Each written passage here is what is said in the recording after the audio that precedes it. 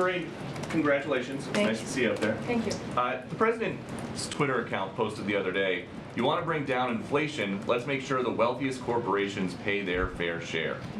How does raising taxes on corporations reduce inflation? So, are you talking about a specific tweet? He tweeted, you want to bring down inflation, let's make sure the wealthiest corporations pay their fair share.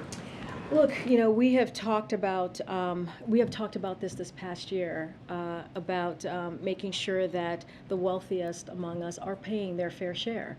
And that is important to do, and that is something that you know, the president has been, you know, working on every day when we talk about inflation and lowering costs. And so it's very important that you know, as we're seeing costs rise, as we're talking about how to you know, build a America that's safe, that's equal for everyone, and doesn't leave everyone behind. That is an important part of that as well. But how does raising taxes on corporations lower the cost of gas, the cost of a used car, the cost of food for everyday Americans? So look, I think we encourage those who have done very well, right, especially those who care about climate change, to support a fair tax code that doesn't charge manufacturers, workers, cops, builders a higher percentage of their earnings, that the most fortunate people in our nation, and not let that stand in the way of reducing energy costs and fighting this existential problem, if you think about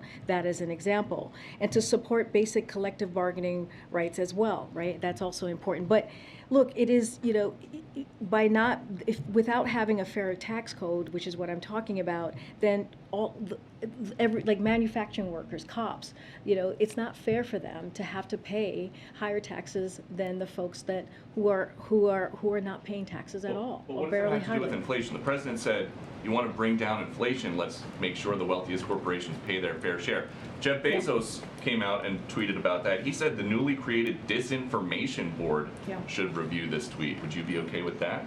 Look, it's not a huge mystery why one of the wealthiest individuals on earth, right, opposes an economic agenda that is for the middle class, that cuts some of the biggest costs families face, fights inflation for the long haul, right? And that's what we're talking about. That's why we're talking about lowering inflation here, and adds to the historic deficit reduction the president is achieving by asking the richest taxpayers and corporations to pay their fair share. That is what we're talking about.